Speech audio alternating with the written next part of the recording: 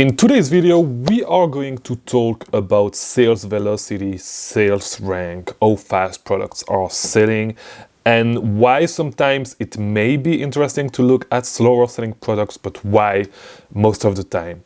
And I would say almost all the time, it's actually not worth your time if you want to run this business at scale. All right. And so before we start this video, look in the description, there's going to be 3 links. If you need mentorship, you need one-on-one coaching, there's a link for that. You can book a call with me so we can go over whatever issue you have that stops you from scaling your Amazon business, and I can follow you so you can reach your goals on Amazon. You can scale your business, all right? Doesn't matter if you're a beginner, if you're a little bit more advanced. You can book a call with me and we can go over, or you can actually scale your business. You can get the help of someone who actually done it in the past. Second link, it's going to be the first link, but what I'm going to do soon is a small mentorship group with 4 to 6 people. I'm going to take you from 6 to 8 weeks, and we are going to go from $0 to $10,000 in sales. So if you haven't reached $10,000 in sale and you want to start everything back from the basics to be able to reach that point, join the wait list because it's going to be super limited. And it's going to be a paid program. You need to have the capital to actually be able to go to 10,000 as well. So if you do have the capital to scale to 10,000, you want some mentorship, join the wait list as well. I'm looking for people that are really motivated for this. If it's you, join the wait list and DM me as well. And send me an email, do all that stuff. All right.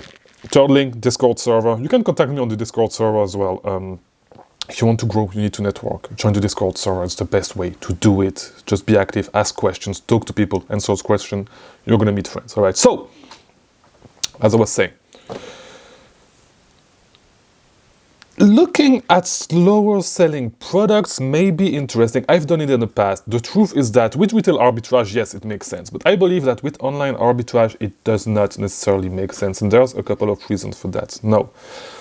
One of the first one is that there's a ton of opportunities of products that sells fast, and a product with a high sales velocity, like a high sales rank, a product that sells fast, the fact that the product sells fast is putting some pressure on, it's basically a safeguard against product tanking, all right? The faster a product is selling, the less likely it is to actually tank, correct? A product that is selling thousands of units a month is going to be super hard to make tank, right? It's going to be super hard for a product that sells thousands of units a month to tank.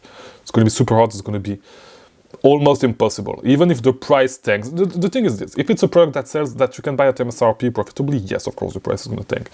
But if it's a product that sells fast and that goes on sale from time to time, most of the time the price is not going to tank, all right? Because if you go with the slower selling products, just think of it this way: if a product sells 1,000 units a month, and you go from 10 sellers to 20 sellers, it's going to be like, if everybody gets the exact same share of the buy box, you're going to go from 100 sales a month per person to 50 sales a month per person, all right? Now, if you do the same thing with a product that sells 10 units a month, all right, you go from 10 sellers to 20 sellers, and let's not even do this, all right? Let's just say you go from 1 seller to 2 sellers, all right? So if you go from 1 seller to 2 seller with 10 sales a month, you're going to go from 10 sales to 5 sales a month, all right? And so it's drastic. The effect of 10 sellers going on a listing that sells 1,000 units a month, 10 new sellers is going to be way less. It's going to impact you way less than the second example that I used. And so I think sales velocity is one of the most important factors when it comes to actually avoiding your product to tank, when it comes to making sure that your products do not tank. Because even if they tank, as I say, the price is going to recover quickly. If a product that sells slowly, the price tanks, the price is never going to recover, right? It can take months, it's just never going to be the case, right? And so there's actually one thing that is way worse than having your price tanking. The thing that is way worse is not being able to actually get rid of some inventory, even at a loss, all right? And this is what is going to happen if you make some mistakes with slow selling products. The reason why I say it can be interesting sometimes is because, yes, sometimes you can find some products that are on sale temporarily, that do not have a lot of stock available, like 5-7 units, and that sells super slowly, like 300, let's say in the clothing category, 300,000 sales rank, selling a few units a month. Yes, in that case, if I find a product like this, I would go and get all the stock, get the 7 units, because I know that nobody else is going to grab those units, and I'm going to put them on, I'm going to try to sell them on Amazon. And even if they do not sell, it's fine. Like most of the time it will sell at a bigger return on investment. All right. So instead of having like that return of investment of looking for return on investment of like 30%, 50%, you want to look for return on investment like beyond 100% return on investment, right? And this is where you are going to start. Like this is when it becomes interesting. But even if you look at those types of return on investment, most of the time, like if you try to scale, it's never going to really be the case, because like you are going to take bets on a lot of ASINs, and it's not really efficient, right, to try to look for those products. Like there's so many products that have good return on investment that sells fast. So why would you look at those products that are subpar products instead of looking at fast-selling products? This is why I say it's really not worth your time. There's a better business model, which is to actually sell products that sells faster. It's way less risky. Why would you try to be creative and like try to sell? Like, why would you try to be different? Like just to be different, just to say you're different, just to say, oh, I sell slower selling products as well. Like, this is really dumb. If you are able to find fast, if you've done your homework, it always goes down to the same thing. If you've done your homework, because here's the thing. Let's put it like this. If you knew how to find profitably the fastest selling products on Amazon, right? The fastest selling product, right? So let's talk about the number one ranked item in the clothing, shoes, and jewelry category, which are Crocs. All right, if you did not know, it's like the classic Crocs, right? The classic Crocs clogs. All right, and so if you know how to find the best variation on that listing profitably, and you can sell thousands of units a month, why would you put money on something else? The reason why you cannot do it is because you cannot find them profitably, the best-selling variation, because Amazon is on them. Amazon is selling them. You're not gonna beat them on the price. All right, that's the only reason. But if you could, why would you put money on slow-selling items? It does not make sense at all. Go with the best thing that you can find, the fastest selling, and grow your business that way. Why do you want? The thing is, with business, and especially with business such as Amazon, such as this one, a lot of people actually fail because they try to be creative. You do not need to be creative. All right, you do not need to be creative to do things differently. You do not need to do it. Like, you just need to find a fast-selling product, sell it over and over again. That's it. That's the only thing that you need to do. You don't need to be creative to find some crazy way to source products. No, you just need a few products, buy them over and over again, sell them as long as they are profitable, and then move to another product if they are not profitable anymore. That's it. Go with the best products that you found. All right? If you could really, there's something that you could do, and this is why I say the Keeper Product Finder is actually super. It's a great tool, because, like, to be honest, if I had to source right now, and I should actually probably do this right now because it would make sense, I would choose my favorite category. I would look at all the products. I would use the Keeper Product Finder, but I would set really large. I would not do a super refined search, and I would go through like 50 ASINs a day, looking at them, looking if it actually makes sense. And starting from the fastest, so from number one to number 50, then the next day number 50 to number 100, and go like this over like every single day, and try to see if I can actually find them profitably. Try to get acquainted with those products. Try to see who's selling them, and like keep an eye on it. All right, because this is where we're gonna find the best products. You're not gonna find the best products with products that sell slowly. All right, so yeah. Because if you could sell the number one product on Amazon, why would you sell anything else?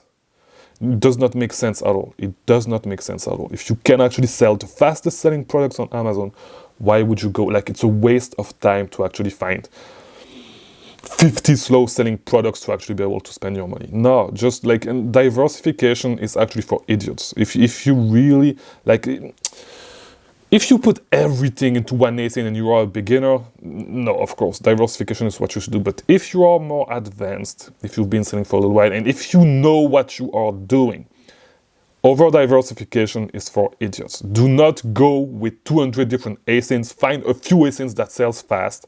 That's going to be most of your profit. Like most of your profit is going to be like a few ASINs. Find those ASINs, buy them over and over again as long as they are profitable. That's it. That's it. Don't make it complicated. Don't try to be creative. You do not need to be creative. There's a formula. It's as simple as that. You do not need to be creative to find that crazy lead that nobody else is finding. You do not need to do this. All right? Find a fast-selling product, buy it, and sell it back on Amazon. That's it. Stop making it complicated. It's really dumb. Like, to be honest, like the reason why a lot of people, like most people, are failing with business such as this one is because they try to be creative when there's no need to actually be creative. You do not need to. All right. Same thing. If you want to start a vending machine business, let's say, why like just try to sell Coke, all right? The drink, not the drug. Like try to sell Coke, Sprite, Fanta. Do not come with super exotic drinks. This is not what people are looking for, all right? Get a vending machine, put some Cokes in it in a high traffic location. That's it. It's gonna sell. You do not need to be creative. You do not need to reinvent the wheel. Stop trying to reinvent the wheel. Find fast-selling products, sell them. That's it. You can look at slower-selling products, and I'm talking about online arbitrage because with retail arbitrage it's really different. But because with retail arbitrage the thing is that you could actually scan those products. They are really cheap, and you say, okay, anyway, I scanned it. Let me just take it. With online arbitrage, it does not make sense because you can just buy the same products over and over again when they go on sale. That's it. Stop making it complicated. Stop making it about seller amp, reverse sourcing, storefront stalking. Stop making it about all that bullshit, about all this content that you see on YouTube. It's easy. It's an easy business model. Find the fast-selling product, sell it over and over again. Stop making it complicated. You're really dumb. That's it. You're a dumbass because you're trying to make it complicated while this business is actually easy. And the reason why you're not able to reach your goal is because you are trying to reinvent the wheel and make it more complicated than it is. You can just sell fast-selling products that you can find easily. Not necessarily easily, but just talk to people and just, as I said, look through the Keepa product finder from time to time. Look for those super fast-selling products. See if you can find them. Get an ID. Even if for a few days you do not find products, get an ID. Like I'm pretty sure that a lot of you guys did not even know that the fastest selling products in the clothing categories were Crocs. You're supposed to know that stuff. You're supposed to have some knowledge about what's selling on Amazon. What's the fastest selling product in the beauty category? You have no idea. You should know. All right, you are selling on Amazon, you should know, because you should know that if you can actually find this product profitably, you can sell it super fast because it's one of the best sellers. All right, what's the fastest selling toy on Amazon? You do not know. All right, do your homework. That's it, do your homework. There's a lot of stuff that you're going to do, such as this, that is not going to be a direct return on investment. But eventually, it's going to pay. It's going to pay because you have some knowledge of what's selling on the platform that you are selling. You have some knowledge of what is hot, what has been hot, what is going to be hot. Look at the riser and shakers. I forgot what it's called on Keepa, to see what's trending right now. Do it sometimes. And I know a lot of you guys never done it. You had no idea that there was such a category because you've never been on Keepa.com. That's it. Stop making it complicated. Look at what's popular. Sell what's popular.